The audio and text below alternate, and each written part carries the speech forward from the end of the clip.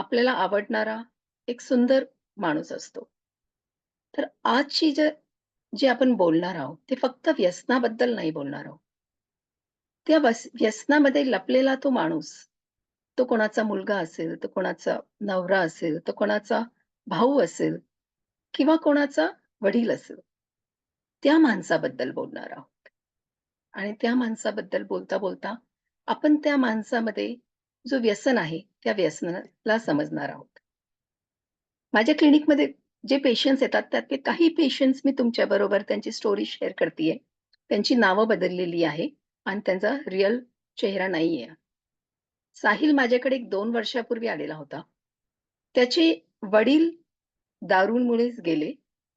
आई घरकाम करून मुलांचे सांभाळ करते. आई बाहेर असताना हा गल्लीतल्या मुलांबरोबर त्यांनी सगळ्यात आधी व्हाईटनर घ्यायला सुरुवात केली. त्याच्यानंतर हळू-हळू त्याचे अनेक पदार्थ वाढायला लागले. कधी सिगारेट, कधी व्हाईटनर. नंतर मग तो वीड घ्यायला लागला. मिनार म्हणून एक पुडी मिळते, जी कॅनॅबिसच असते, ते घ्यायला लागला. नंतर तो बटन घ्यायला लागला. घरी खूप भांडणं करायचा. सारखे त्याला पैसे लागायचे. घरात पैसे असायचे ते तो लपवून तो पैसे घेऊन जायचा. आणि आई त्याला समजून सांगितलं. मग नाही ऐकत तर ओरडायची. कधी-कधी त्याला मारायची पण. पण त्याच्यावर काहीही फरक पडत नव्हता. एकदा त्यांनी मोबाईल चोरला आणि तो च कारण त्याला व्यसनासाठी पैसे कमी पडत होते आणि पकडला गेला. पोलिसांनी त्याला रिमांड होममध्ये टाकलं. रिमांड होममध्ये बाहेर जेव्हा आला, तेव्हा त्याची परिस्थिती त्याच्यापेक्षाही वाईट होती. आई जेव्हा घेऊन आली, तिचे डोळे खरंच इतके सुजलेले होते रडून-रडून. नंतर एक पेशंट आला, सुजय. हा मागच्या महिन्यात आलेला आहे. खूप मोठा बिझनेसमॅन. त्याचे वडील दारू घ्यायचे आणि लिव्हर सिरोसिसने गेलेले. कोव्हिड आला आणि बिझनेसमध्ये खूप लॉस झाला त्याला. मग त्याचं जे सोशल ड्रिंकिंग होतं, जो कधी-कधी करायचा, आता तो रेग्युलरली करू लागला. कोव्हिड नंतर त्याचं फक्त ड्रिंकिंग नाही, तर गॅम्बलिंग म्हणजे सट्टाबाजारी, ऑनलाईन सट्टाबाजारी हे त्याचं वाढू लागलं. सगळा कमवलेला पैसा गेला. बायको सोडून गेली, मुलं सोडून गेली. आता तो दिवसभर एकटा बसत असतो, रडत असतो. आयुष्याचं काय झालं, तो विचार करत असतो आणि ड्रिंक्स घेत असतो. पण त्याच्यातनं तो बाहेर येऊ शकत नाहीये. त्याचा भाऊ माझ्याकडे तो घेऊन आला होता. अमन फक्त 19 वर्षाचा. चांगल्या घरातला मुलगा आहे तो. आई-वडील चांगल्या जॉबमध्ये आहे. पण 10वी झाली आणि पार्टीसाठी क्लबला गेला. क्लबमध्ये मुलींनी त्याला पहिल्यांदा वीड दिलं. नंतर हळू-हळू पार्टीजमध्ये वीडच्या पुढे जाऊन एम-डी किंवा एफिड्रॉन म्हणतात, मेथ हे सुरुवात केली. कॉल सेंटरमध्ये जॉब लागला होता म्हणून त्याला पैशाचं काही प्रॉब्लेम नव्हतं. जेवढं कमवायचं तेवढं त्या ॲडिक्शन्समध्ये घालवायचा. पण आत्ता असा प्रॉब्लेम झालाय, की तो त्या ॲडिक्शन्सच्या इतक्या आहारी गेलाय, की तो स्वतःचं काम पण करू शकत नाहीये आणि घरच्यांची त्याला काहीही काळजी नाहीये. एकटा जगतोय, एकटा आपलं राहतोय. आशिष हा पुण्यातल्या खूप एक ॲफ्लुएंट क्लासमध्ये राहत असणारा मुलगा आहे. मोठ्या बिल्डिंगमध्ये राहतो. बाबा इंजिनिअर, आई डॉक्टर. खूप अमीर आहेत. पण दोघांनाही आपल्या कामामुळे वेळ नाहीये. आशिषने एम-बी-ए केलं, पण असंच सेम पार्टीमध्ये त्याचं ड्रग्ज घेणं सुरू झालं. पैसे असल्यामुळे आणि कोणी किती पैसे खर्च करतं याच्यावर लक्ष नसल्यामुळे त्याचं ॲडिक्शन हे कोकेनपर्यंत गेलं, जे खूप महाग असतं आणि गॅम्बलिंग सुरू केलं, पोकर ऑनलाईन सुरू केलं त्याने. नंतर असं झालं, की हा व्यसन इतका महाग आहे, की त्यांनी बाकी मित्रांना आणि इतरांना ड्रग्स द्यायला सुरुवात केली. So he became a drug peddler. शाळेत कळलं, शाळेतनं त्याला बाहेर काढलं. आता आशिष पुण्याजवळच्या एका रिहॅबमध्ये आहे, गेली 2 महिने. अवनीश फक्त 5 वर्षाचा. आता त्याला कुठलं व्यसन? आहे, त्यालाही व्यसन आहे. 5 वर्षाचा असेल, पण त्याचे आई-वडील आय-टी सेक्टरमध्ये, दोघंही ऑलमोस्ट पूर्ण वेळ काम. लहान असतानाच त्याला 1 वर्षाचा पण नव्हता. 8-9 महिन्याचा होता तेव्हा फक्त जेवायला म्हणून त्याला हातात मोबाईल द्यायचे, की तो जेवण करेल. नंतर मोबाईलशिवाय तो 10 मिनिटं पण आता राहू शकत नाही. हातातनं मोबाईल काढला, की आरडाओरडा करतो. जमिनीवर स्वतःला फेकून देतो. वस्तू तोडून देतो. आणि आत्ता एवढं त्याला सवय लागली आहे मोबाईलची, का तो इतरांशी संपर्कच साधू साधू शकत नाही. तो इतरांशी बोलू शकत नाही. आपण ऑटिस्टिक चाइल्ड कसं असतं, तसं ऑलमोस्ट व्हर्चुअल ऑटिझम ह्या इथपर्यंत अवनीश आलेला आहे. त्याला माझ्याकडे घेऊन आलं. मला त्याला स्पेशली एका रिहॅबमध्ये पाठवावं लागलं, जे लहान मुलांसाठी काम करतात. So this is behaviour addiction. तर आपण बघितलं, की व्यसन हे कोणालाही होऊ शकतं. माझ्या भावाला, माझ्या मिस्टरांना, वडिलांना, आईला, लहान मुलांना, आपल्या मित्रांना, आपल्या नातेवाईकांना, आपल्या आजूबाजू कोणाला, आपल्या कलीग्सला, बॉसला, आपल्या पेशंट्सना, क्लायंट्सना. हे कोणालाही होऊ शकतो, कधीही होऊ शकतं. व्यसन हे कुठला क्लास आहे, तुम्ही किती अमीर आहात, किती गरीब आहात, तुम्ही कुठला धर्म आहे तुमचा, तुमचं काम काय, तुमचं प्रोफेशन काय, तुमचं वय काय किंवा कुठल्या जेंडरचं आहे. मुलगा आहे, मुलगी आहे किंवा कुठलंही अजून जेंडर असेल. व्यसन हे कोणालाही होऊ शकतं.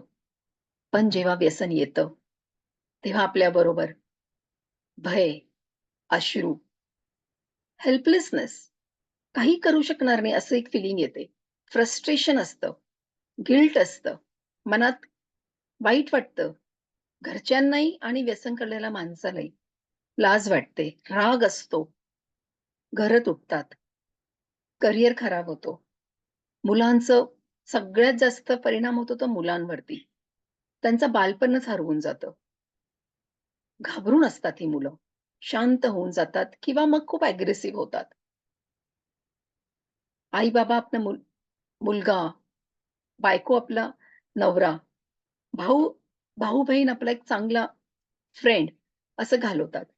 So what is addiction? आपण म्हणतो addiction means a lost connection. व्यसन फक्त त्या वस्तूचं नाहीये. ती बाटली नाहीये, ते पावडर नाहीये किंवा ते सिगारेट नाहीये. व्यसन आहे आपण जे हरवलंय, कनेक्शन्स हरवले, तो व्यसन आहे. जेव्हा रिलेटिव्हज माझ्याकडे येतात, तेव्हा ते सांगतात तर खरं, की ह्याचं व्यसन सुटायला पाहिजे. पण त्यांची खरी इच्छा अशी असते, की हा माणूस आम्हाला पहिल्यासारखा हवाय, जेव्हा तो व्यसनी नव्हता, जेव्हा तो आमच्यातला एक होता. अँड म्हणून आपण समजू घ्या, की व्यसनची जर्नी काय? कसं सुरुवात होते व्यसनाला? नंतर पाहूया, की व्यसन म्हणजे काय? कुठल्या गोष्टींचा व्यसन लागतो आजकालच्या पिढीला? त्याच्यानंतर अ, कोणाला व्यसन होतं, कोणाला होत नाही. कोणाला होण्याचे चान्सेस जास्त असतात. त्याच्यानंतर व्यसन कोणाला झालं असेल, तर त्याची मनाची परिस्थिती काय असते? त्याला काय वाटत असतं? त्याचबरोबरीने व्यसन जेव्हा होतो तेव्हा आपण त्याला कशी मदत करू शकतो? As family members, as doctors, as counsellors आपण त्याला कशी मदत करू शकतो? हे आपण टप्प्या-टप्प्याने बघणार आहोत. पण सगळ्यात आधी बघूया, त्याची सुरुवात कशी होते? सगळ्यात आधी नो यूज. खूप लोकं असे असतात, की आयुष्यात ते कधी कुठल्याही व्यसनाला हात नाही लावत. त्याला कारणं आहेत. जेनेटिक आहे, एन्व्हायर्नमेंटल आहे, आजूबाजूची लोकं त्याला मित्र कसे भेटले, फॅमिली कशी भेटली, त्याचं वातावरण कसं आहे. मग पण आत्ता पहिलं असं होतंय, की खूप लोकं एक्सपेरिमेंट करतायत. म्हणजे आत्ता तर पुण्यामध्ये अशी स्टेज आहे, की 9वी-10वी 9-10 वर्षाची मुलं पण वेप म्हणा, सिगारेट म्हणा, वीड म्हणा याचे एक्सपेरिमेंटेशन सुरू झालंय. आधी आम्ही हे 15-16 म्हणायचो. सो तिथून एक्सपेरिमेंट होतं. एक्सपेरिमेंट का होतं? की हा वयच असा असतो, की आपण नवीन काहीतरी करून बघूया. तो मेंदूच तसा असतो, की सगळं एक्सप्लोर करायचं असं सगळं बघायचं असतं आयुष्यात. आणि त्या एक्सपेरिमेंटमध्ये खूपदा पीअर प्रेशर म्हणजे मित्रांचा दबाव, मित्रांचं ऐकणं आणि मित्रांच्या सांगण्यावरनं हे सुरू होतं. पण ते एकदा होतं, ते एकदा झाल्यानंतर खूप लोकं त्याला परत कधी करत पण नाही. बिकॉज त्यांना ते आवडत नाही. मग एक्सपेरिमेंट झाल्यानंतर खूप लोकं सोशल यूजमध्ये जातात. म्हणजे जेव्हाही पार्टी असेल, बर्थडे पार्टी असू द्या, पिकनिक्स असू द्या, ट्रेकिंग असू द्या, कुठेही गेलं, की आपण स्मोकिंग करायचं, वीड करायचं किंवा ड्रिंक्स घ्यायचे. हा सोशल यूज होतो किंवा मोठ्यांमध्ये कुठलीही पार्टी असेल, लग्न असेल, कुठलंही ओकेजन असेल तर की सोशल यूज करायचं. पण ते फक्त लोकं असताना आणि पार्टीजमध्येच किंवा ओकेजन्समध्ये. मग काही लोकांचं असं होतं, की ते सोशलपासून रेग्युलर होऊन जातं. आठवडाभर काम करायचा, रविवार आला किंवा शनिवार, रविवार आलं, की रिलॅक्स करण्यासाठी ड्रिंक्स घेणं. खूप स्ट्रेस आला, की सिगारेट घेणं. काही बिघडलं, कोणाशी भांडणं झाली, बॉसनी काही आपल्याला सम ओरडलं, तर त्या गोष्टीचा राग आला, की स्मोकिंग करणं किंवा ड्रिंक्स घेणं. सो हा रेग्युलर पॅटर्न होऊन जातं, की ज्याच्यामध्ये त्याला दुसरं काय करायचं हे माहीत नाही. म्हणून जेव्हाही रिलॅक्स करायचं असेल किंवा स्ट्रेस घालवायचं असेल किंवा फीलिंग्ज चांगली नसेल, तेव्हा ड्रिंक्स किंवा चांगलं वाटत असेल तरी ड्रिंक्स किंवा स्मोकिंग. आणि नंतर असं होतं, की जिथे नाही करायचं तिथेही होतं. ड्रिंक्स करून ड्रायव्हिंग करणं. लहान मुलांसमोर घरी सिगारेट घेणं. थिएटरमध्ये 3 तास पण बसता येत नाही.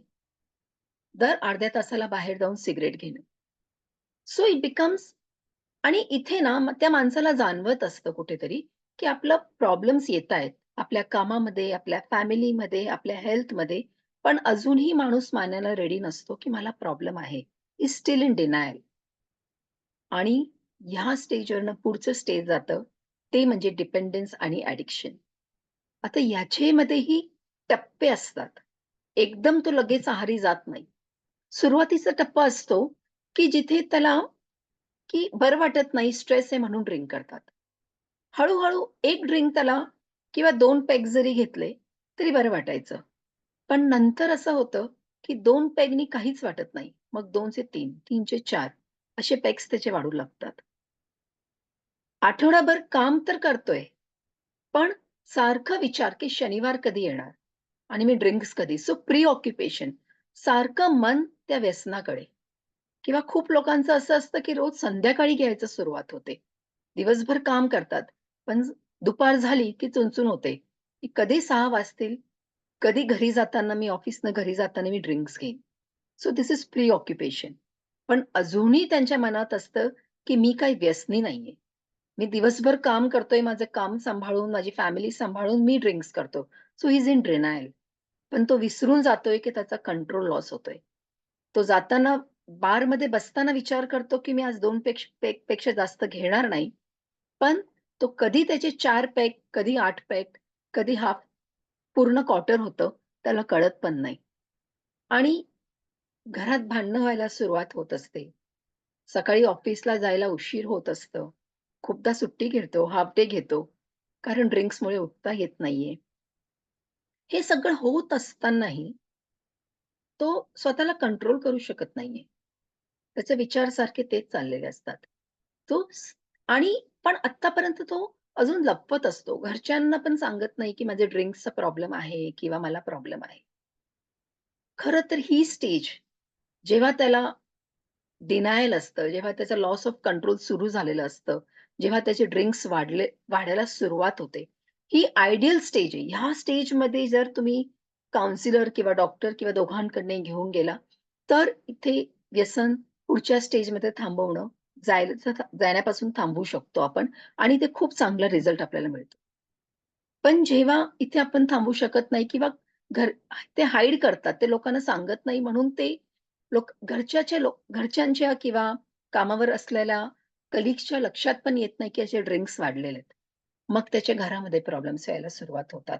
घरात भांडणं, घरात लक्ष नाहीये, घरातल्या जबाबदारी तो पार पाडू शकत नाहीये. सगळं प्रेशर हे बायकोवर येतं किंवा आई-वडिलांवर येतं किंवा भावंडांवर येतो. मुलांवर परिणाम होत असतं, त्याला दिसत असतं. पण तरी तो थांबवू शकत नाही स्वतःला. सोसायटीमध्ये जिथे ड्रिंक्स असेल तिथे जाण्याचं त्याचं कळ असतं. जिथे ड्रिंक्स नाही त्याच्या त्या पार्टीजमध्ये त्याच्या जाण्याची इच्छा नसते. त्याला जाणवत असतं आपण जे कमवतोय त्यातला खूप भाग हा ड्रिंक्समध्ये, वीडमध्ये, स्मोकिंगमध्ये जातंय. पण तरीही तो थांबवू शकत नाहीये. ड्रिंक अँड ड्राईव्हमध्ये कधी-कधी पोलिसांनी पकडलेलंही असतं, मग पैसे देऊन सोडलेलं असतं. असे लीगल प्रॉब्लेम्स पण त्याने फेस केलेले असतात. त्याला कळत असतं, की मी पहिल्यासारखं खुश राहत नाहीये. पहिलं मी ड्रिंक्स घेतलं, की मस्त वाटायचं. पण आत्ता मी फक्त नॉर्मल वाटण्यासाठी ड्रिंक्स घ्यायला सुरुवात केली, हे त्यालाही जाणवत असतं. हे सगळं होत असताना आपण ह्या स्टेजला पण त्यांनी मदत नाही घेतली, तर मग पुढची स्टेज आहे, जिथे खरंच खूप डिफिकल्ट होतं त्या माणसाला त्याच्यातनं बाहेर काढणं आणि इथे आपल्याला रिहॅबची गरज खूप पडते. इथे शारीरिक प्रॉब्लेम्स व्हायला सुरुवात होतात. स्मोकिंगमध्ये मे बी लंग्सचे प्रॉब्लेम्स होतात, ब्रीथिंग प्रॉब्लेम्स होतात, COPD, अस्थमा असं आपण म्हणतो ते होतात. त्याच्यानंतर आत्ता ह्या स्टेजला त्याला ड्रिंक्स सोडली, की दुसऱ्या दिवशी त्याला विथड्रॉवल सिम्प्टम्स होतात. विथड्रॉवल्स म्हणजे काय? की थरकाप होणं, भीती वाटणं, नर्व्हसनेस होणं, घाम येणं, डोकं दुखणं आणि असं झाल्यावर त्याला ड्रिंक्स घेतले की बरं वाटतं. तर आत्ता तो ड्रिंक्स चांगलं वाटण्यासाठी नाही, हे होणारा त्रास कमी करण्यासाठी त्याला सकाळीच ड्रिंक्स घ्यावी लागते. आणि दॅट्स विथड्रॉवल सिम्प्टम्स सुरू होतात. आणि मग तो चक्र सुरू होतो. विथड्रॉवल्स होतात म्हणून ड्रिंक्स घेतात. ड्रिंक्स थांबवली की परत विथड्रॉवल्स होतात. आणि इथे आता ऑब्सेशन होतं. म्हणजे त्याला आता घरची लोकं नको, काम नको, मुलं नको, आई-वडील नको, भाऊ-बहीण नको, मित्र नको, कोणीही नको. फक्त त्याला हवाय तो पदार्थ. म्हणजे दारू किंवा स्मोकिंग किंवा वीड किंवा इतर कुठला पदार्थ. ह्या स्टेजला खूप लोकं त्याला सोडून गेलेली असतात. त्याचे मित्र जे घेत नाहीये, त्याचे जॉब गेलेला असतो खूपदा. त्याला लीगल केसेस झालेले असतात. फायनान्शियली तो अल्मोस्ट रुईन झालेला असतो. घरातली परिस्थिती अशी असते, की सगळ्यांनी होप्स सोडून दिलेले असतात, की आता काही खरं नाही. आता एवढं सांगून त्याला समजत नाहीये. त्याला किती वेळा सांगितलंय, की याच्यातनं तू बाहेर ये, पण तो येत नाहीये. आणि मग त्यांनी सोडून दिलेलं असतं, की जाऊ दे त्याला जे करायचं ते करून द्या. आपण आपलं जेवढं होईल आपण सगळी जबाबदारी घेऊ. हे ह्या स्टेजमध्ये येतं. ह्याला क्रॉनिक फेज म्हणतात. ह्या केसेसमध्ये खूपदा आम्हाला जर पेशंटचं मोटिव्हेशन नसेल, तर आम्हाला रिहॅबची मदत घ्यावी लागते. ॲडिक्शनचं मुख्य म्हणजे जेव्हा व्यसन होतो, तेव्हा काय होतं या स्टेजमध्ये? त्याला तीव्र इच्छा, ती इच्छा ती कमी करू शकत नाही. कंट्रोल, इच्छा असते की मी आज 2च पेग घेणार, पण तो थांबवू शकत नाही. So loss of control. Compulsive, त्याला घ्यावीच लागते. अशी वेळ असेल, की त्याला मुलाच्या ग्रॅज्युएशनला जायचं आहे आणि तिथे ड्रिंक्स घेणं शक्य नाहीये, पण तो सकाळी येऊन ड्रिंक्स घेणार. जर तुम्ही डॅडी पिक्चर बघितलं असेल, जुना डॅडी पिक्चर, अनुपम खेर आणि पूजा भटचं, त्याच्यामध्ये तुम्हाला कळेल what is compulsion. Chronic use किंवा कंटिन्यूड यूज, की सगळं काही आपल्या आयुष्यात निसटतंय हे असून सुद्धा तो थांबवू शकत नाहीये.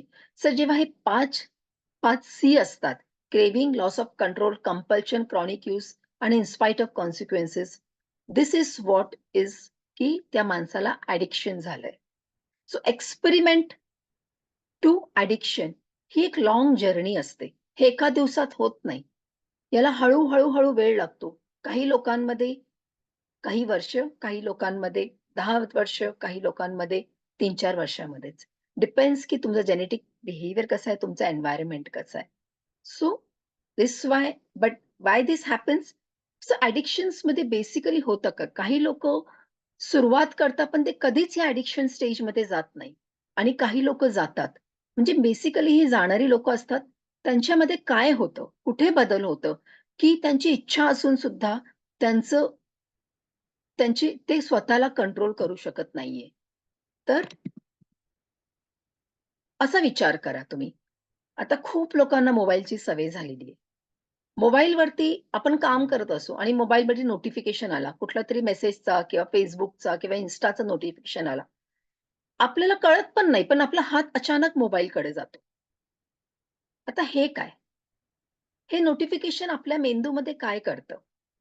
हा एक प्रकारचं एक सिग्नल पाठवतो आणि त्या सिग्नल पाठवल्यानंतर आपल्याला ती सिग्नल नेहमी बघून एक सवय झालेली असते, की हा सिग्नल आला, की मी मोबाईल हातात घेईल आणि तो लगेच तो मेसेज वाचेल किंवा Facebook नोटिफिकेशन जे आलेलं ते वाचेल.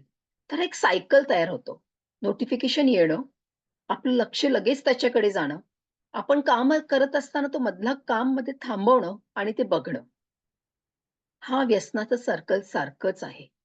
So you have to understand की what is this? This is reward pathway. Notification आल्यावरती कुठेतरी आपल्याला बरं वाटतं, की हां, कोणीतरी आपल्याला आठवण केली आहे किंवा काहीतरी नवीन बघायला मिळेल. तर हा मेंदूचा जो भाग आहे, ह्याला कळतं, की मला हे आवडतंय. मग ते नोटिफिकेशन असू द्या, दारू असू द्या, सिगारेट असू द्या, वीड असू द्या किंवा अजून कुठलंही व्यसन असू द्या. जेव्हा पहिल्यांदा आपल्याला आवडतं, तर मेंदूतल्या ह्या भागामध्ये ते मेंदूमध्ये एक मेमरी सेव्ह होते. त्याला लक्षात ठेवतं, की ही गोष्ट मला आवडणारी आहे. ओके. ही पुढच्या वेळेस आली, की मला परत आवडेल. म्हणजे हे आवडण्याचं सायकल तयार होतं. आणि मग हळू-हळू असं होतं, की तो व्यसन त्या माणसाच्या मेंदूचा ताबा घेतो. त्याला आता फक्त व्यसनच आवडतो, बाकी काहीच आवडत नाही. सो त्याचा मोटिव्हेशन हा व्यसन असतो. त्याचं आयुष्यात जे काही त्याला हवंय ते सगळं त्या व्यसनाकडे वळू लागतो तो. बाकी सगळं नगण्य होऊन जातं. त्याची फॅमिली असू द्या, त्याचे करियर असू द्या, त्याची हेल्थ असू द्या. सो ह्याला आपण म्हणतो, की हळू जेव्हा एक्सपेरिमेंटपासून तो ॲडिक्शनकडे जेव्हा जायला सुरुवात होते, तेव्हा आपण ते म्हणतो, की त्याचा ब्रेन हायजॅक झालेला असतो. आता हा ब्रेन जो असतो, आपण आपल्याला भूक लागली असते, आपण जेवण करतो. आपल्याला छान वाटतं. तेव्हाही त्या ब्रेनला वाटतं, की मला चांगलं वाटलंय आणि डोपामाइन म्हणून एक केमिकल असतं, जो रिलीज होतं. सेक्स केल्यानंतर पण जो आनंद आपल्याला वाटतो, तो पण तसाच असतो. पण तुम्ही जर फरक बघितला, तर हे जेव्हा डोपामाइन किंवा जो खुश करण्याचा किंवा आनंद देण्याचा जो हार्मोन असतो, तो 200च्या खाली असतं त्याचा लेव्हल. आपण काय असं नाही करत, की एक गोष्ट आवडली, की आपण दिवसभर त्याला खातच असतो किंवा आज मला 1 बर्गरनी बरं वाटलं, की उद्या 10 बर्गरपर्यंत जाईल, असं होत नाही आपलं. आपलं पोट भरलं, की आपण शांत राहतो. पण प्रॉब्लेम ड्रग्सचा कसा आहे, कोकेन, मेथ, आपण दारू म्हणूया, आपण सिगारेट म्हणूया, हळू त्याचं प्रमाण वाढत असतं. तो कितीही प्रमाण घेतला तर तो कमी वाटतं. नाही घेतलं तर मला त्रास होतो आणि त्याची इच्छा, क्रेव्हिंग इतकी तीव्र असते, की त्याला मी थांबवू शकत नाही. ती क्रेव्हिंग सगळ्यांना मात करते. So this is difference between normal happiness that we seek, normal things that we seek against the drugs that we take.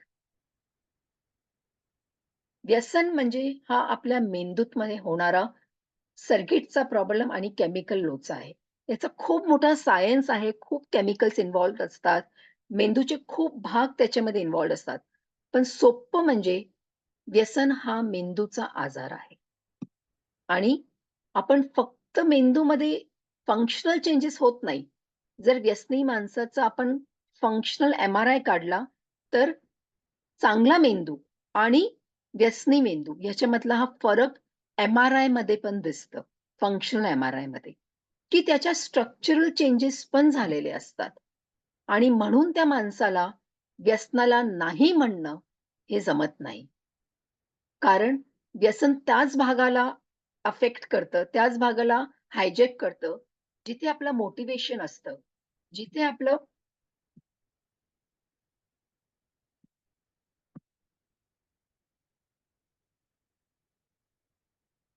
की जे आपल्याला आयुष्यात पुढे मोटिव्हेशन मिळतं, पुढे जाण्याची आपल्याला शक्ती देते, तिथेच हा काम करतं.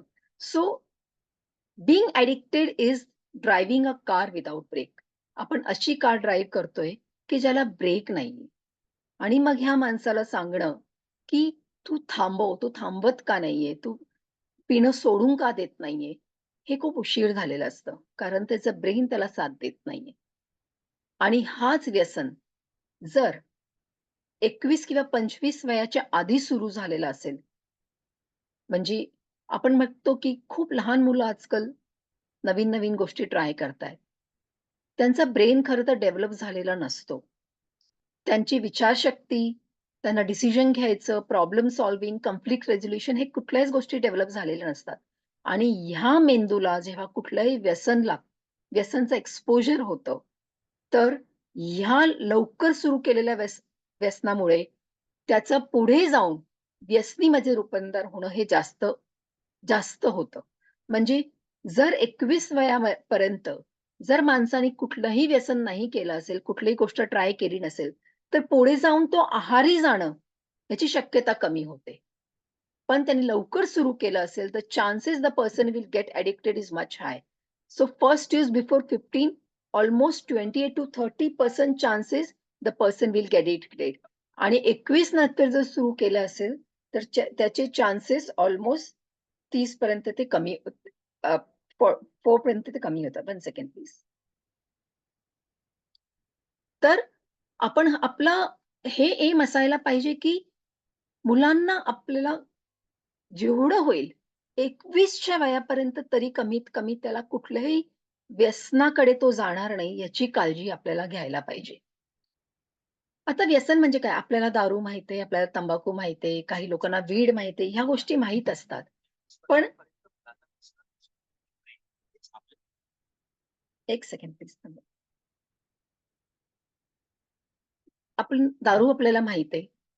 आपल्याला वेगवेगळे तंबाखूचे प्रकार माहिती आहे. बिडी, सिगारेट, सिगार, चुट्टा, हुक्का. अ, ते सोडून गुटखा, तंबाखू हे सगळे माहिती आहे आपल्याला. ई-सिगारेट्स हा आता लहान मुलांसाठी म्हणजे आम्ही तर आता बघतोय, की 9-10 वर्षाच्या मुलांच्या बॅग्समध्ये पण ई-सिगारेट्स किंवा वेप्स किंवा मॉड्स मिळतायत. तर हा नवीन प्रकारचं स्मोकिंग सुरू झालेलं आहे. लहान मुलांमध्ये आता nicotine gummies, nicotine chewing gums, nicotine candies पण अवेलेबल आहे. सुपारी सुद्धा एक व्यसन आहे.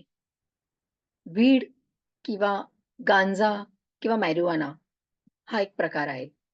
त्याच्यानंतर चरस, हशिश, brown sugar, synthetic, natural heroin म्हणतो, मॉर्फिन म्हणतो, कोडीन म्हणतो, मेथेडॉन म्हणतो, कॅफीन. सारखं कॉफी पिणं हा पण एक व्यसन आहे. पार्टीमध्ये गेल्यानंतर आता खूप क्लब्समध्ये फ्री सॅम्पलिंग होतं ॲस्कसीचं. म्हणजे मॉली म्हणतात याला. याच्यावर कार्टूनचे पिक्चर्स असतात आणि हे घेतल्यानंतर माणसाला अ, खूप एक्साइटेड होतं. त्याला डान्स करायची इच्छा होते. त्याला मोकळेपणाने बोलायची इच्छा होते. तो लवकर जवळीक साधू शकतो. सो जे शाय मुलं असतात, ज्यांना लोकांशी बोलायला भीती वाटते, ह्या लोकांना अचानकपणे ते वेगळंच त्यांचं पर्सनॅलिटी फॉर्म होते. त्याच्यानंतर हे कोकेनचे वेगवेगळे फॉर्म्स, मेथचे फॉर्म्स आहेत. हे कोकेनचे फॉर्म्स आहेत. आत्ता जे खूप प्रमाणात आपल्याकडे पुण्यामध्ये आणि सगळीकडे पकडलं जातंय, ज्याला म्याऊ-म्याऊ किंवा मेफ्रिडॉन किंवा काही लोकं त्याला एम-डी पण म्हणतात. हा आपल्याकडचा आता मोठा प्रॉब्लेम झालेला आहे. सिंथेटिक कॅनॅबॉइड्स आहे, जे आपण चरस किंवा वीड म्हणतो, त्याचाच हा सिंथेटिक फॉर्म आहे, पण पण स्ट्राँग फॉर्म आहे. बाथ सॉल्ट्स आहे, इनहेलन्स आहे, जे आपण व्हाईटनर म्हणतो अ, किंवा असे बॉटल्स मिळतात किंवा काही लोकांना पेट्रोल चुकण्याची सवय लागते. असे वेगवेगळे इनहेलन्स असतात, जे नाकाद्वारे घेतले जातात. हुक्का, वेपिंग पेन हे काहीही हुक्का जे म्हणतो आपण, की सेफ आहे, तसं काहीही नाहीये. हुक्का पण तेवढंच व्यसन देऊ शकतं, जे आपण स्मोकिंग किंवा सिगारेटनी करतो. एल-एस-डी आहे, रोहिपनॉल आहे, हे डे ट्रेप ड्रग्ज आहेत. म्हणजे कोणाच्या ड्रिंकमध्ये हे जर घातलं, तर त्या माणसाचं स्वतःच्या शरीरावर कंट्रोल राहत नाही. त्याच्याबरोबर काय होतंय त्याला कळतंय, पण त्याचं शरीर त्याला साथ देत नाही. ते थांबू शकत नाही. तर जे आपण ऐकतो, की पार्टीमध्ये गेला आणि त्याचे रेप झाला आणि आपल्याला कळलं पण नाही. सो धिस इज हे औषध त्याच्यामध्ये टाकलं जातं. प्रिस्क्रिप्शन ड्रग्सचं खूप मोठं अब्यूज होतं. याचं व्यसन खूप लोकांना लागतं. आमच्याकडे खूप पेशंट्स येतात, की मला कोरेक्सचं प्रिस्क्रिप्शन द्या, मला ट्रॅमाडॉलचं प्रिस्क्रिप्शन द्या. हे दुखतंय किंवा घरच्यांना लागतंय. तेव्हा त्या माणसाला त्याचं व्यसन झालेलं असतं.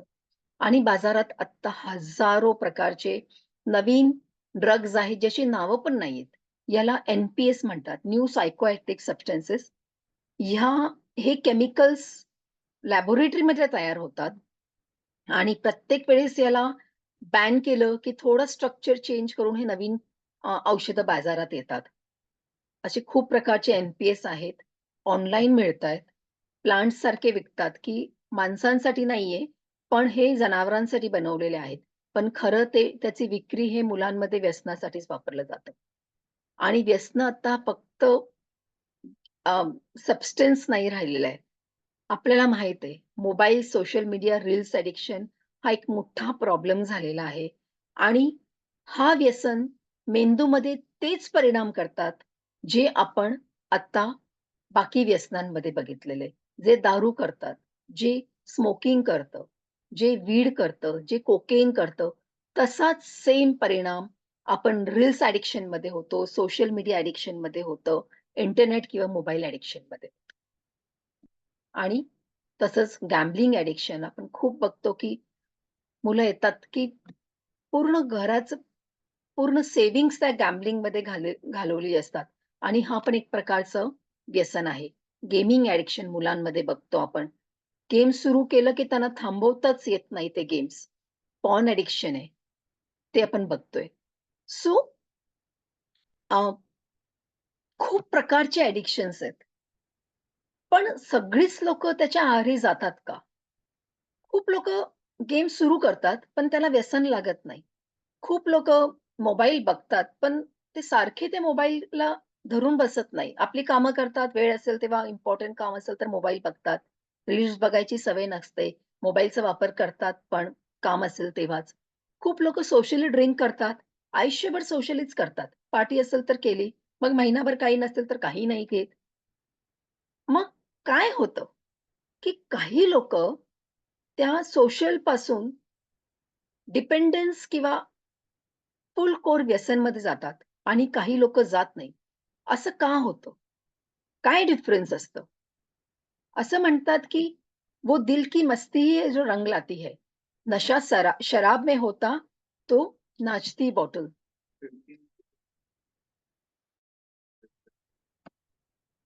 अ, त्यात सगळ्यात महत्त्वाचं असतं, की जेनेटिक्स. जर आपल्या घरात कोणाला आपल्या आईच्या बाजूनी किंवा आपल्या वडिलांच्या बाजूनी कोणालाही व्यसन असेल, म्हणजे आपले बाबा असू दे, आपले काका असू दे, आपले चुलते असू दे, आपले मामा असू दे, आपल्या मामांचा मुलगा असू दे. यापैकी किती काही लोकांना व्यसन असेल, तर तुमच्याकडे तुम्ही एक्सपेरिमेंट केल्यावर तुम्हाला एक्सपेरिमेंटपासून व्यसन होण्याचे चान्सेस अल्मोस्ट 50% to 60% वाढतात. म्हणून जेव्हा पेशंट येतं आम्ही सगळे बाकी प्रश्न विचारल्यानंतर सगळ्यात महत्त्वाचा प्रश्न विचारतो, तुमच्या घरात कोणाला व्यसन आहे किंवा होता का? आणि खूपदा निघतं, हो, बाबा रोज व्यसन करत होते किंवा माझे काका घेतात किंवा माझे मामा रेग्युलर घेतात. तुम्ही एका घरात राहत नसाल, तरी तुमचे जीन्स, तुमचे अनुवांशिक तुमचे जे आहे ते एकच असतं आणि ते कुठेतरी हे कॅरी फॉरवर्ड होतं. आणि याचा अर्थ हा पण होतो, की तुम्ही जेव्हा व्यसन करताय, तेव्हा तुमच्या मुलांना पण तुम्ही ते व्यसनाचे जीन्स पास ऑन करताय. म्हणजे हा व्यसन तुमच्यापर्यंत राहत नाहीये. हा तुमच्या मुलांपर्यंत पण जातोय तुमच्या ह्याच्यातनं. सो जेनेटिक्स हा महत्वाचा भाग आहे. त्याच्या पुढे जाऊन जर कुठल्या माणसाला डिप्रेशन, अँक्साइटी, सिझोफ्रेनिया, भ्रम होण्याचे आजार, सायकॉटिक आजार असेल, कंडक्ट डिसऑर्डर म्हणतात. लहान मुलांमध्ये अ, काही-काही मुलं फार म्हणजे आपण म्हणतो ना, की त्यांना सांभाळणं फार डिफिकल्ट जातं. कंडक्ट डिसऑर्डर असतं या मुलांमध्ये. चांगली वागत नाही, उद्धट असतात आपण असं वाटतो किंवा ते नुकसान पण करू शकतात, पण त्याला त्या गोष्टीचं वाईट वाटत नाही किंवा ADHD जे म्हणतो, की कुठल्याही गोष्टीमध्ये लक्षच लागत नाही किंवा हायपर ॲक्टिव्ह असतात. सारखे एक सोडून दुसरं काम, दुसरं तिसरं खेळ, तिसरं तर ADHDमध्ये किंवा सुसायडल टेंडन्सी ह्या लोकांमध्ये व्यसन होण्याचे चान्सेस जास्त असतात. कारण हे सगळा त्रास त्यांना सहन कसं करायचा किंवा हँडल कसं करायचं हे कळत नाही आणि औषध म्हणून हे व्यसन केलं जातं. स्ट्रेस आणि व्यसनाचा खूप जवळचा नाता आहे. याच्यावर पुस्तकांची पुस्तकं लिहिलेली आहेत. ज्या माणसांना कामामुळे किंवा घरच्या ह्याच्यामुळे किंवा ब्रेकअपमुळे किंवा कुठल्याही याच्यामध्ये स्ट्रेस असेल आणि त्यांना स्ट्रेस हँडल करण्याचा कोपिंग मेकॅनिझम नसेल, तर त्या लोकांमध्ये व्यसनं स्ट्रेसला हँडल करण्याचा त्यांचा एकच मार्ग असतो, की मी कुठलंतरी व्यसन केलं, की मला स्ट्रेस हँडल करणं सोपं जातं. मग हळू असं होतं, की त्याला प्रत्येक कामासाठी, ऑफिसच्या मीटिंगसाठी का असू नये, कोणाला भेटण्यासाठी का असू नये, प्रत्येक कामासाठी त्याला ते ड्रिंक किंवा ते सिगारेट लागते. Family risk. घरातलं वातावरण तुमचा कसा आहे? आई-बाबा किंवा घरातले राहणारी लोकं व्यसन करतात का? घरात मारहाण होते का? घरात भांडणं होतेत का? आई-वडील एकत्र राहतात का डिव्होर्स झालेला आहे? आई-वडिलांचं मुलांवर किती लक्ष आहे? किती बॉन्डिंग आहे? हे सगळं डिसाईड करतं, की हा मुलगा किंवा मुलगी पुढे जाऊन व्यसनाकडे जाणार का नाही जाणार. आता आपण बघतोय, की खूप घरांमध्ये आई-वडील दोघंही काम करतायत. सो लोकांचं मुलांचं कनेक्शन्स काय? तर Facebook, Instagram, Snapchat सोशली खूप कनेक्टेड, पण आतल्या आत ते खूप एकटे असतात आणि मेंटली खूप डिस्टर्ब असतात आणि आपल्याला कळत नाही, की मुलं मेंटली डिस्टर्ब्ड आहेत. तुम्ही एक सुंदरचं गाणं ऐकलं असेल, दूर देशी गेला बाबा, गेली कामावर आई, निज डोळ्यात आली, घरी कोणी नाही. ही स्थिती मी खूप घरात बघते आता. जिथे मी स्लममध्ये प्रॅक्टिस करते, तिथे आई-वडिलांना आपल्या मुलांना वाढवायचंय ह्यासाठी दोघांनाही काम करावं लागतं आणि दिवसभर बाहेर राहावं लागतं. आणि मोठ्या बिल्डिंग्समध्ये जेव्हा दोघंही आई-वडील काम करतायत त्यांच्या करिअरसाठी, तेव्हा मुलं किंवा अ, बाहेर कुठेतरी राहतात किंवा घरात कोणीतरी त्यांना सांभाळेल असतं. पण ह्या मुलं मला खूपदा जाणवतं फार एकटी फील करतात. त्यांना क्लोज फ्रेंड्स नसतात. ते लोकांपासून दुरावलेले असतात आणि हळू-हळू व्यसन हा मग त्यांचा हा व्यसन नसतो. हा त्यांचे मेडिकेशन असतं. त्यांना जे एकटेपणा असतं ते भरून काढण्यासाठी ते सुरुवात करतात. जे प्रेम, जे लक्ष, जे अफेक्शन त्यांना कनेक्शन्स मिळायला पाहिजे ते कुठेतरी ते मिळत नाही. म्हणून खूपदा मी बघतो की ते व्यसन होतं. मग तुमची शाळा कशी आहे? तुमचे टीचर्स तुमच्यावर किती प्रेमाने तुम्हाला शिकवतायत? तुमचे आजूबाजूचे जे मित्र आहेत, त्यांना कुठलं व्यसन आहे का? तुमचे आई-वडील तुमच्या कामामध्ये अभ्यासामध्ये किती लक्ष देत आहेत? तुमच्या शाळेच्या आजूबाजूला ड्रग्ज किंवा सिगारेट्स किंवा दारू मिळतंय का? या सगळ्या ह्याच्यावरती आपल्याला ठरतं, की शाळेमध्ये कुठे रिस्क आहे का नाहीये? तुमचे मित्र कसे आहेत? ते घेणारे आहेत का? आजूबाजूची सोसायटी कशी आहे? आता पंजाबी सोसायटीजमध्ये आपण बघतो, की दारू घेणं हे काही मोठी गोष्ट नाहीये. सगळेच घेतात, लग्नामध्ये पण ठेवलेले असतात. आणि काही सोसायटीज असतात, जसं जैन कम्युनिटी असते, तिथे व्यसन इतकं मोकळ्यापणाने केलं जात नाही. मग कुठेतरी ह्याच्यामध्ये व्यसन सुरू करण्यामध्ये याचा फरक पडतो. तुमच्या सोसायटीमध्ये तुमच्या आजूबाजूला व्यसनाच्या गोष्टी खूप लवकर मिळत असेल, तर त्याचे घेण्याचे चान्सेस वाढतात. तुम्ही सारखे ॲडव्हर्टाइजमेंट बघताय. जेव्हा तिघही मोठे-मोठे हिरो तुम्हाला सांगतायत, की तुम्ही हे घेऊ शकता. तेव्हा तुमच्यावर हा परिणाम होतो लहान मुलांच्या ह्याच्यावर, की माझा हिरो घेतोय, शाहरुख खान घेतोय, सलमान खान घेतोय, तर मला घ्यायला काय हरकत आहे? चांगलं असेल म्हणून तर ते ॲडव्हर्टाइज करतायत. सो हे एंडोर्समेंट्स अल्सो इन्फ्लुअन्स आवर डिसिजन्स. मग किती स्वस्त मिळतंय आणि किती लवकर मिळतंय, त्याच्यावरही व्यसनाचं आपल्याला कळतं. सो एका जेनेटिकली प्रोन पर्सनमध्ये म्हणजे ज्यांना जेनेटिकली त्यांना व्यसन होण्याची शक्यता असते आणि त्याचं वातावरण जर चांगलं नसेल, तर त्याला व्यसनाकडे जायचे चान्सेस असतात. पण जरी जेनेटिकली प्रोन असेल, घरात बाबांना व्यसन आहे, काकांना आहे, चुलत्यांना आहे. पण ह्याला चांगलं शिक्षण मिळालं, ह्याला चांगले टीचर्स मिळाले, आई चांगलं लक्ष देतीये, त्याचे मित्र चांगले आहेत.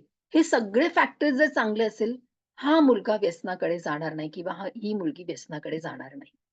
सो जेनेटिक्स, एन्व्हायर्नमेंट आणि अवेलेबिलिटी ऑफ ड्रग्स हे सगळं तिन्ही फॅक्टर्स एकत्र आले, तर कुठेतरी ब्रेनमध्ये चेंजेस व्हायची शक्यता असते आणि मग ॲडिक्शन होतं.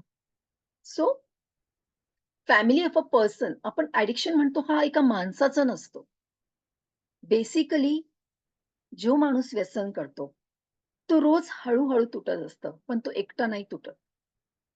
त्याच्याबरोबर त्याची फॅमिली रोज तुटत असते आणि म्हणून आपण म्हणतो, की जेव्हा माणूस व्यसनामध्ये बाहेर येतो, तेव्हा त्याची एकट्याची ते जर्नी नसते. ते पूर्ण परिवाराची, पूर्ण फॅमिलीची जर्नी असते. आणि आम्ही ह्यासाठी म्हणतो, की व्यसन हा एका माणसाचा नाही, हा एका परिवाराचा आजार आहे.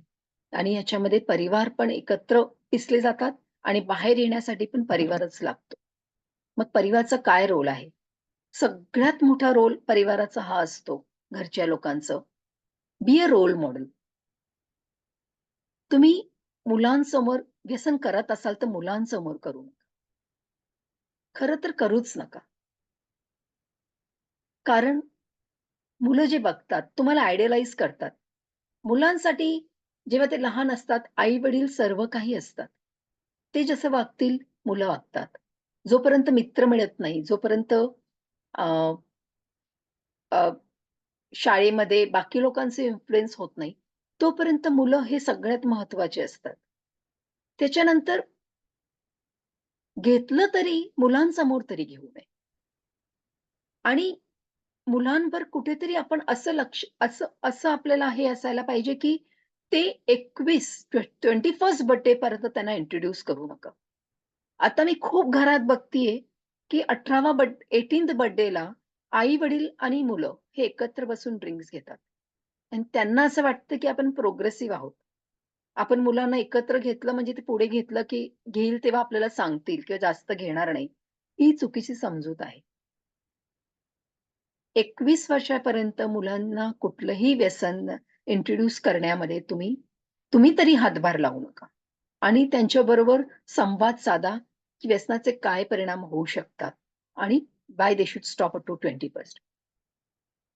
मग व्यसनाचे मुलांमध्ये किंवा आपल्या आजूबाजूच्या लोकांमध्ये व्यसनाचे अर्ली सायन्स काय असतात, ते ओळखणं महत्वाचं आहे, जे आपण बघणार आहोत.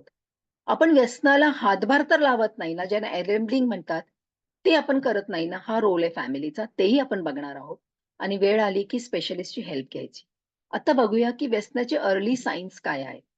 तुम्हाला कसं कळेल की तुमच्या जवळचा माणूस, मग तो नवरा असू द्या, मुलगा असू द्या, मुलगी असू द्या किंवा अ, कोणीही असू द्या, तो व्यसनाकडे जात आहे किंवा तो ड्रिंक्स घेत आहे किंवा अजून कुठलं तरी व्यसन करत आहे. तर अ, सगळ्यात महत्त्वाचं असतं, की हा माणूस हळू-हळू त्याचं ज्या गोष्टी त्याला आवडायच्या, त्या गोष्टीकडे आता त्याचं लक्ष नाहीये. तो गेम्स खेळायचा, आता तो गेम्स खेळायला जात नाहीये. तो गिटार खेळायचा, आता तो गिटार किती दिवस झाले त्याला हात पण लावत नाहीये. तो पुस्तकं वाचायचा, आता पुस्तकाच्याकडे जात पण नाहीये. हा काय करतो आपल्याला कळतच नाहीये. शाळेमध्ये किंवा कामामध्ये त्याचा परफॉर्मन्स कमी झालेला आहे. मार्क कमी येतायत. टीचर्सचे कंप्लेंट्स येतायत, की पहिल्यासारखा तो आता शाळेत लक्ष पण देत नाहीये. त्याचे नेहमीचे जे मित्र असेल ते बदललेले आहेत. आता नवीन मित्र आहेत आणि तो नवीन मित्रांना घरी पण आणत नाहीये किंवा अ, आपले मिस्टर आपले नवीन जे फ्रेंड्स झालेले आहेत त्यांच्याशी ओळख करून देत नाहीये. घरात प्रॉब्लेम सुरू झालेत, भांडणं सुरू झाली आहेत, लपवायला सुरू झाले. मी बाहेर जाऊन येतो फक्त एवढंच सांगतात. पण कुठे जातायत? का जातायत? कधी घरी येणार? याच्याबद्दल कोणीच काही बोलत नाहीये. अ, घराच्या जबाबदारीवर लक्ष नाहीये. काहीही सांगितलं की लगेच राग येतो. आपण असं होतं की सगळ्या गोष्टी लपवायच्या आणि विचारलं तर राग येतो किंवा वाईट वाटतं आणि पैसेच कमी पडतायत. त्याला पॉकेट मनी दिलं मुलाला, तर त्याला नेहमी कमी पडतात. कधी ह्याच्यासाठी पैसे मागतात, कधी प्रोजेक्टसाठी पैसे मागतो, कधी म्हणतो, की फ्रेंडची पार्टीच आहे, फ्रेंडला गिफ्ट द्यायचंय किंवा मग नवरा पण किंवा भाऊ पण कोणी असेल, तो जेवढा पगार हातात द्यायचा, तो पगार आता हातात देत नाही. हे सांगून, की हा खर्च झाला, तो खर्च झाला. आणि कधी-कधी जाणवतं, की आपण घरी ठेवलेले पैसे पण कमी होतायत, की गोष्ट सापडत नाहीयेत किंवा घरातल्या वस्तू सापडत नाही मोठ्या-मोठ्या. असं पण आपण खूपदा बघतो. आणि जर त्या माणसाला बघितलं तर व्यसन कुठलं आहे त्याच्यावर असतं.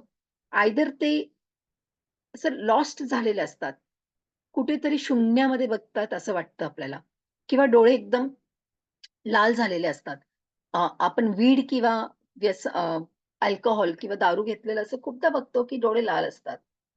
सारखे झोपावसं वाटतं त्यांना किंवा मग असं होतं, की झोपच येत नाही. नाकातनं कुठलं व्यसन करत असेल, जसं कोकेन आहे किंवा स्निफिंग करत असेल, तर त्यांचं सारखं नाक वाहत असतं, कफिंग असतं. नाक्याच्या आजूबाजूला पांढरे डाग लागलेले असतात. नखांमध्ये काहीतरी घाण लागलेलं असतं, कारण ते जेव्हा वीड रोल करतात, तेव्हा त्याच्या नकात जातं. खूपदा बघतो, की रूम बंद करून बसलेले असतात किंवा एकटे राहतात. बाथरूममध्ये सारखं जास्त वेळ घालवतात. रूम सारखे सेंट वापरणं किंवा माउथ फ्रेशनर्स वापरणं, गम्स, आय ड्रॉप्स मिळणं त्यांच्या बॅगमध्ये. कारण डोळे लाल असेल, तर घरी येताना ते मुलं वीड वापरल्यानंतर डोळ्यात आय ड्रॉप्स टाकतात. म्हणजे कळत नाही, की आपण वीड वापरलेली आहे. त्यांच्या खाण्यापिण्यामध्ये बदल होतो. खूप खायला सुरुवात करतात किंवा खातच नाही. झोपण्यामध्ये फरक पडतो आणि पर्सनल ड्रेसिंग स्टाईल पण आपण बघतो, की ती चेंज व्हायला लागते. म्हणजे आधी सगळ्यांसारखं तो वागायचा. आता सगळं वागणंच त्यांना पूर्ण बिघडून जातं. जेव्हा ह्या गोष्टी आपल्या लक्षात येतात, त्यांच्या वागण्यामध्ये, त्यांच्या दिसण्यामध्ये, त्यांच्या खर्च करण्यामध्ये, आपल्या रिलेशन्समध्ये कुठेतरी सस्पेक्ट करा, की हे फक्त मुलं मोठी होतायत म्हणजे एडोलसंट प्रॉब्लेम आहे, की कुठेतरी व्यसनामध्ये जातायत का? आणि जर ही शंका असेल, तर कसं बोलायचं? रागवायचं नाही किंवा त्याचे पोलिसिंग करायचं नाही. पण ह्या विषयाबद्दल मोकळ्यापणाने तो विषय काढायचा आणि त्यांचं मन जिंकून त्यांच्याशी बोलायचं असतो. जर आपल्या घरात कोणीतरी व्यसन करत असेल, तर आपण त्या व्यसन करणाऱ्या माणसाला मदत करतोय का त्याला आपण त्या व्यसनापासून लांब घेतोय? हे आपण कसं वागतोय त्याच्यावर असतं.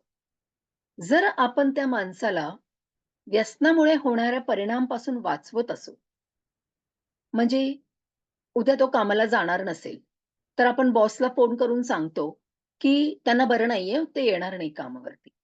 किंवा मुलगा शाळेत जाणार नसेल, तर आपण चिठ्ठी लिहून देतो, की मुलाला ताप आलाय, उद्या तो येणार नाही. आपण त्याला व्यसनापासून लांब घेऊन जातोय, की आपण व्यसनाला पासून जवळ घेऊन जातोय? आपण अ, त्यांनी व्यसनामुळे लोकांकडे पैसे उसने घेतले असतील, तर आपण ते पैसे आपण भरून काढतो. तो घरात पैसे द्यायचा त्यांनी कमी केलं असेल, तर आपण कमवायला सुरू करतो आणि आपण घर चालवायला सुरू करतो. घराची ई-एम-आय भरण्याची त्याची जबाबदारी असेल.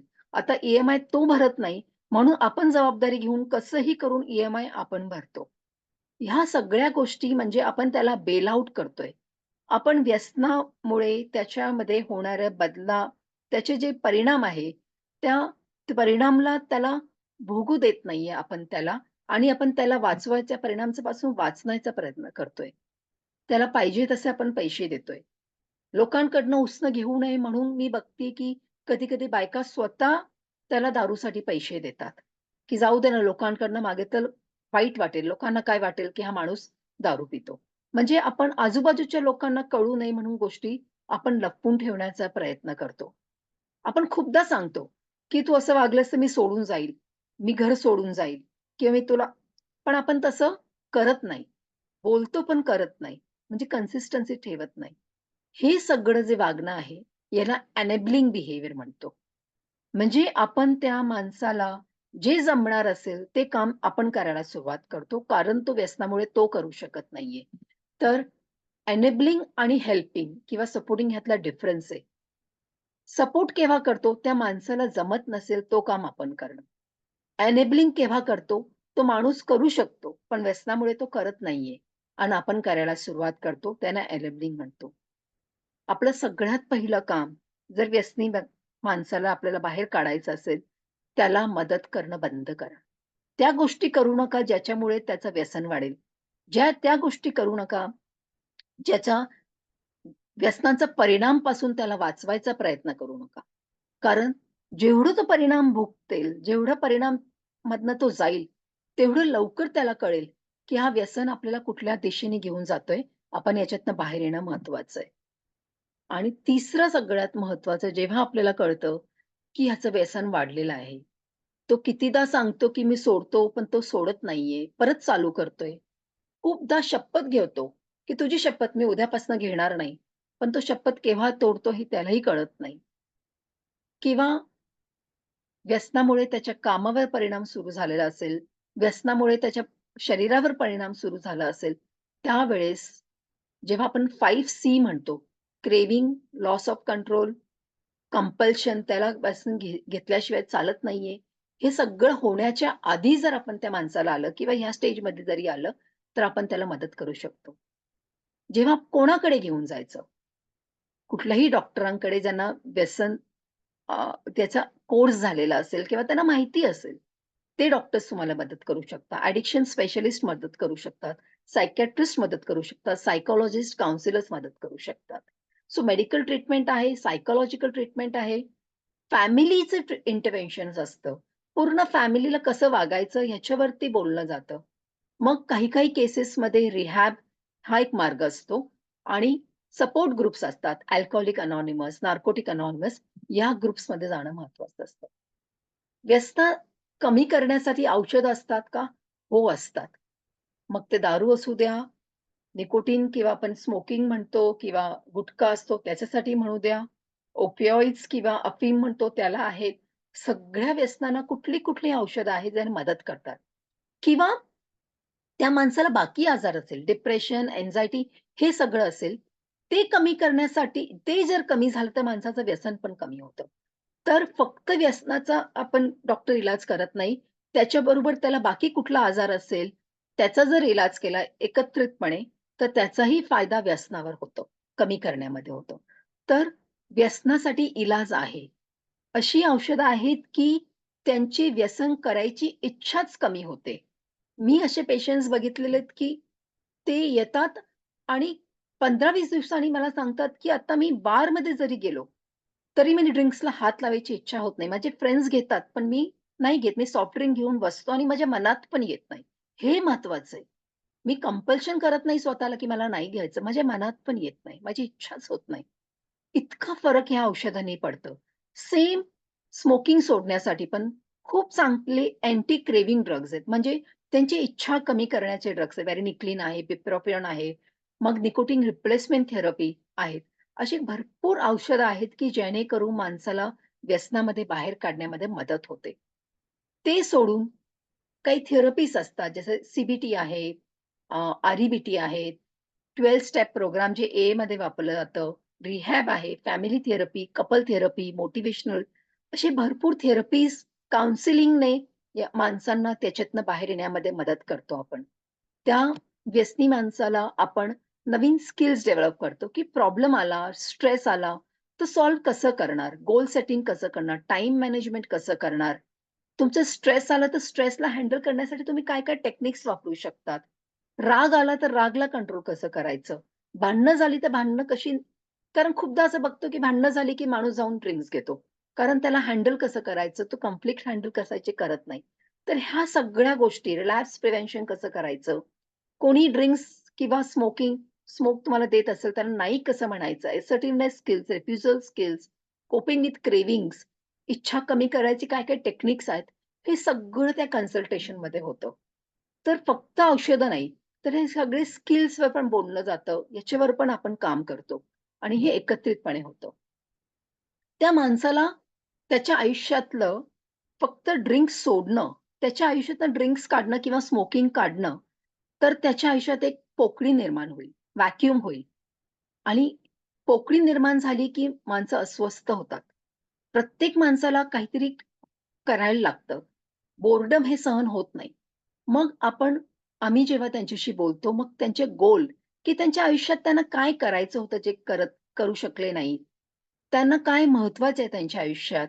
कुठल्या गोष्टी त्यांना आवडतात, कुठल्या गोष्टी त्यांना आनंद देतात, कुठल्या गोष्टी त्यांना रिलॅक्स करतात, ह्याचे आम्ही डिस्कशन करतो. याची लिस्ट बनवतो आणि हळू त्या गोष्टी त्यांच्या आयुष्यात आम्ही इंट्रोड्यूस करण्याचे किंवा त्यांना सांगतो, की तुम्ही इंट्रोड्यूस करा. फॅमिली बरोबर चांगले रिलेशन्स परत करणं, आई-वडिलांबरोबर जी काही व्यसनामुळे झालेली आपण म्हणतो ना, की दूर गेलेले असतात, त्या लोकांना परत एकत्र आणणं, गेम्समध्ये जाणं, मॅरेथॉन्स रन करणं, स्वतःच्या शरीराकडे लक्ष देणं, नवीन ट्रेकिंग, नवीन सवय किंवा आधी ट्रेकिंग आवडायची पण आता सोडली परत सुरू करा. जंगलात जा, nature therapy, bird watching, anything you can do. काही नाही तर तुमच्या छोट्याशा गॅलरीमध्ये किंवा जी कुठली जागा असेल तिथे झाडं उगवा. So this is my my flowers in my garden. हा एक थेरपी आहे, की जेव्हा आपण एक छोटं झाड वाढताना बघतो, ती फुलं येतात, ती पानं येतात, आपण त्याला रंग बघतो. त्याचं हे एक प्रकारचं मनाला शांत करणारं तेच डोपॅमिन जे व्यसनामुळे जे केमिकल वाढतं, हेच केमिकल ह्या सगळ्या गोष्टींमुळे वाढू शकतो. लोकांना मदत करा. माझ्याकडे काहीतरी आहे, ते मी लोकांना देऊ शकते. आणि त्याचा आनंद वेगळाच असतो. So help others rich heights.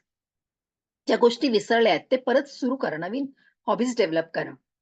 कामामध्ये नवीन अपस्किलिंग करा. काही नवीन गोष्टी शिकण्याचा प्रयत्न करा.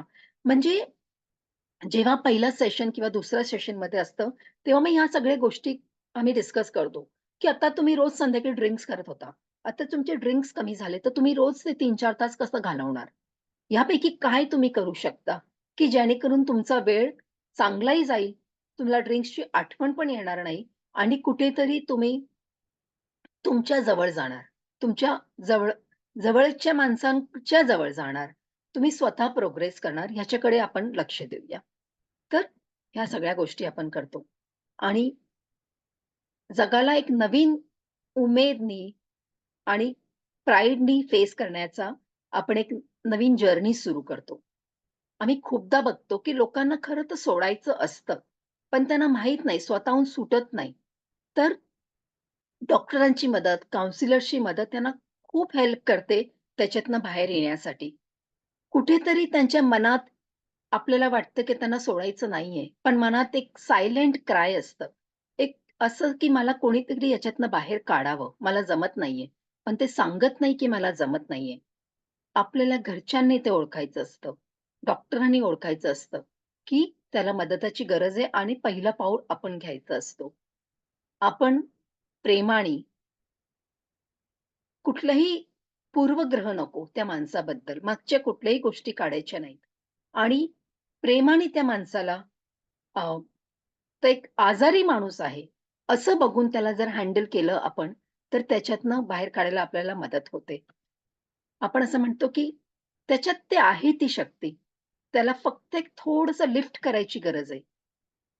ये हौसला कैसे झुके, ये आरज़ू कैसे रुके, मंजिल मुश्किल है तो क्या, बंधुआ साहिर है तो क्या, तन्हा ये दिल है तो क्या, ये हौसला कैसे झुके.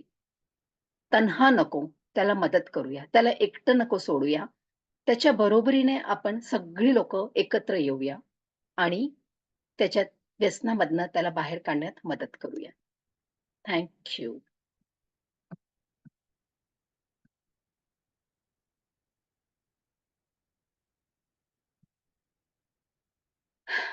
काही प्रश्न असतील, काही असेल तर तुम्ही विचारू शकता प्लीज. एक 5 मिनिटं, 10 मिनिटं आपण घेऊ शकतो प्रश्नांसाठी.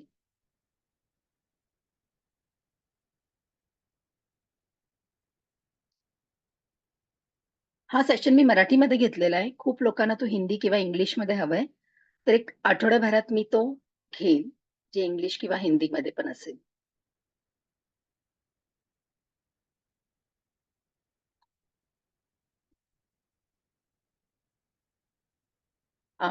ओके. मी प्रश्न विचारायचा एकच मिनिट हां, मी अनम्यूट करते.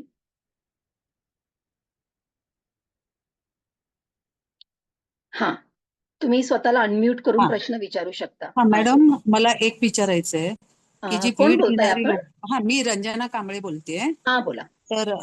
तर मला एक प्रश्न विचारायचा की जे वीड घेतात ते असं सांगतात, की त्या वीडमुळे मी बचावलो. त्या वीडमुळे मी त्या डिप्रेशन किंवा माझं ह्याच्यामुळे बाहेर आलो आणि त्यातले ते व्हिडिओज इतके Instagram वरती परत YouTube वरती आहेत ना, वीड कसं चांगलं आहे आणि ते हो. इतकं डोक्यात बसलेलं आहे, तर त्याच्याशी कसं कोप अप करायचं? बरोबर आहे म्हणणं तुमचं, की त्याचं चांगल्या परिणामांचं खूप व्हिडिओज आहेत. पण वीडमुळे हं. होणारे दुष्परिणामचे व्हिडिओज कोणी टाकत नाहीये. वीड्सला व्यसन जर लागलं, मग हे चांगलं कसं होईल? डिप्रेशनची ट्रीटमेंट आहे आणि त्या ट्रीटमेंटचे व्यसन लागत नाही. पण वीडचं जर व्यसन लागत असेल, मग तो चांगला नाहीच आहे. तर कुठेतरी त्याला डॉक्टरांकडे जाऊन किंवा अ, जे कोणीतरी फॅमिली डॉक्टर जरी असेल, त्यांच्याकडे जाऊन त्याच्याबद्दल बोलणं फार महत्वाचं आहे. काही नाही तर ऑनलाईन काउन्सिलिंग्स असतात. ते करणं फार महत्वाचं आहे. कुठेतरी वीड हे डिप्रेशनचं औषध नाहीये. हे त्याला सांगणं महत्वाचं आहे. कितीही व्हिडिओज असतील. व्हिडिओज तर खूप काही आहे, जे फॉल्स नरेटिव्ह सांगतात. हो ना, पण मग तेच तर अवघड पडतं ना. म्हणजे नाही, मग कोणाची तरी तुम्हाला मदत घ्यावी लागेल. तुमच्या फॅमिली डॉक्टरकडे अच्छा. घेऊन जावं लागेल किंवा नाही, नाही, मदत कोणाकडे घ्यायला पण तो यायला हवा ना. नाही, माझं ते बरोबरच आहे असं होतंय. म्हणजे मग हा कधीतरी त्याला थांब पण. दुष्परिणाम जेव्हा होईल ना, तेव्हा त्याचा बीडमुळे होणारा दुष्परिणाम जेव्हा त्याच्या लक्षात येईल, तेव्हा ती वेळ असेल, की त्याला मोटिव्हेशन असेल, की मी याच्यातनं तो विचार करायला लागेल. आता तो हम्म. डिनायलमध्ये. Okay, thank you madam. मी या परत तुमच्याशी कॉन्टॅक्ट एकदा करेल. ओके, हा, चालेल. थँक्यू. अजून कोणाचा काही प्रश्न असेल, तर तुम्ही अनम्यूट करून विचारू शकता. तुमचं सेंटर कुठे आहे? माझं क्लिनिक हडपसरमध्ये अच्छा, आणि त्याचं आउट ऑफ काही पुणेचे ॲड्रेस? मी ऑनलाईन घेते सेशन्स म्हणजे ओके. कन्सल्टेशन. ॲड्रेस किंवा फोन नंबर वगैरे असं काही हां, मिळाले? माझा नंबर आहे तुमच्याकडे? मी नाही. ओके, 1 सेकंड मी स्क्रीन शेअर करते. म्हणजे हा नंबर तुम्ही घेऊ शकता. ओके. ओके. अजून कोणाचे काही प्रश्न आहेत का? किंवा काही डाउट आहेत का?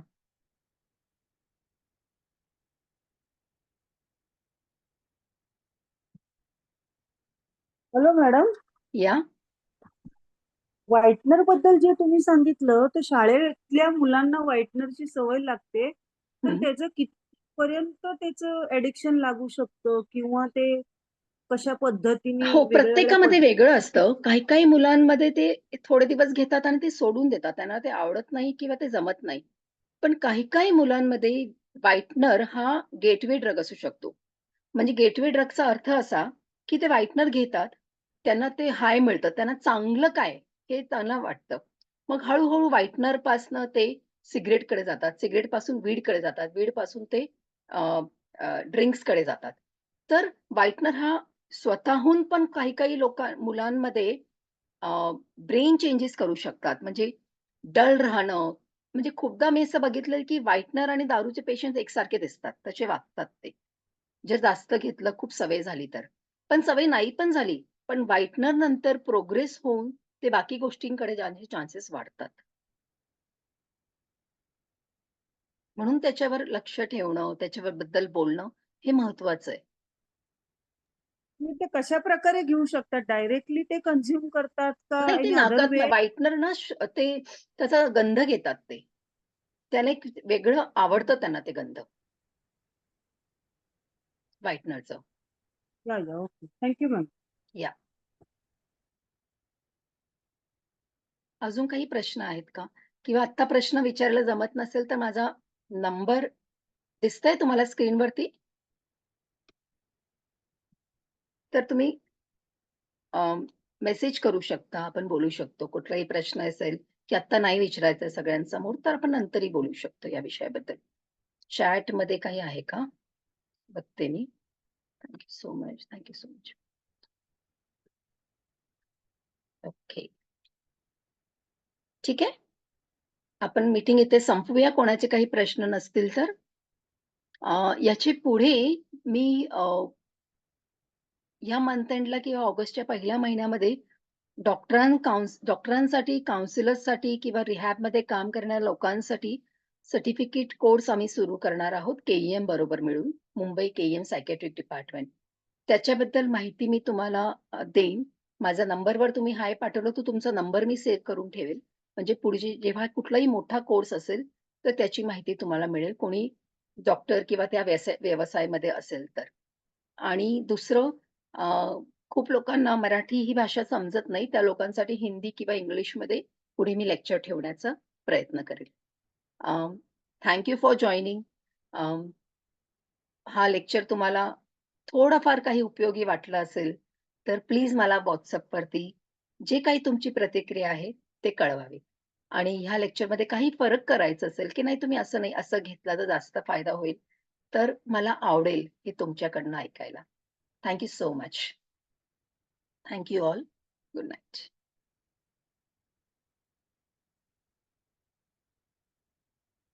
मीटिंग थांबवूया आपण?